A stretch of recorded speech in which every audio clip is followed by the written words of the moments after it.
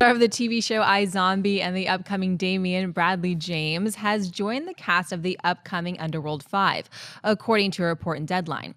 James would be taking on the role of the film's villain opposite the returning Kate Beckinsale.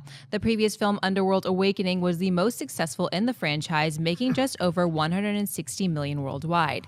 John Byers saw Bradley James joining Underworld 5. Full disclosure, I haven't seen iZombie. I haven't watched a single episode of the show, and none of us have seen Damien yet, so I really don't have a lot of opinion on him right now, so I'll just give it the benefit of the doubt since I really don't know anything about him. But I'm going to sell it on the grander scale of why is there an Underworld 5?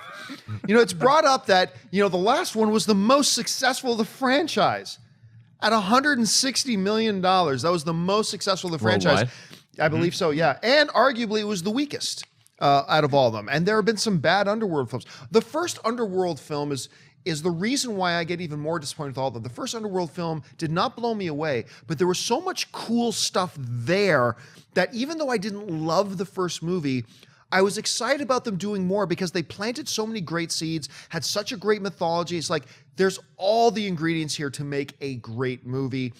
Do another one. But they did another one. Not so good. They did another one, not so good. That one, Rise of the Lycans, with Michael Sheen, could have been really good because it had Rona Mitra in it as well. Rona Mitra. Wow.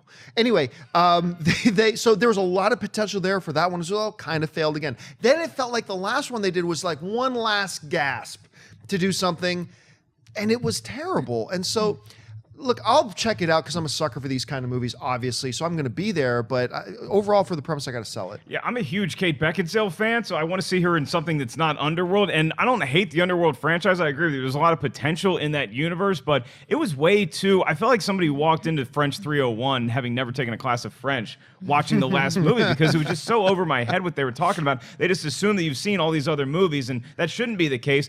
I buy this casting simply because it's somebody that I haven't heard of, which means it probably didn't cost that much money to get into the film.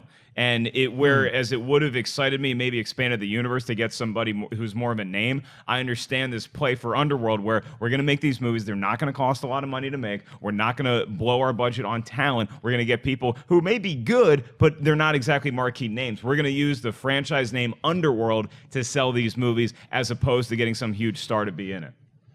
I'll buy the kid joining it because I always kind of root for people that I don't know who he is, have no idea. So if this is a stepping stone and a platform for him, and then even if the movie's terrible, and you say, but that kid was good, and it helps him get roles, It's a good opportunity. Yeah, then I'll buy it for him because it's a spotlight for a guy to shine. I don't care about this movie at all. Is Len Wiseman directing this too? I don't know. If he is, I care even less about it. Yeah. And I don't want to see it because I don't care about the mythology. But you can't sell an opportunity. If the guy, I could see it, and then because I saw this movie and he was bad in it, then I know next time I am asked to buy or sell, he's going to be in it.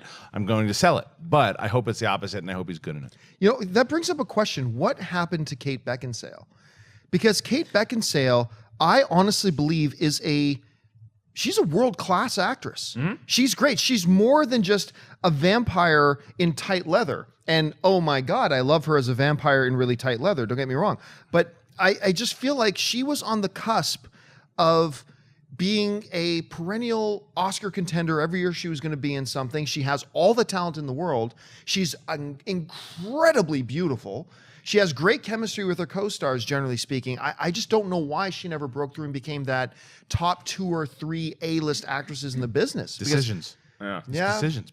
Look at the movies she's made, and it goes back to the Tom Cruise conversation before. When you make all these choices in these movies, like Whiteout, and the Total Recall remake, all these movies, which I didn't mind her in. I thought she was good in it, but the movie didn't do well. So when you underperform, it's hard, and I think it's harder for an actress. So when you keep doing these movies, and it goes back into what's happening with Zac Efron now too, right? Is that her choices haven't been as bad as his, but the choice, and there's so many new up and coming actresses too. It's competitive out there. It's just dog eat dog, man. It's tough. And that's the problem. Like, you can't go back to a property, even a good movie like Serendipity. You can't necessarily go back to that world. Whereas Renee Zellweger has a Bridget Jones, in her, so she can go back to that franchise. Underworld is her Bridget Jones. Right. And it's got a much more limited fan base than I think either Bridget Jones or Roadhouse has. We are your vampires. Okay.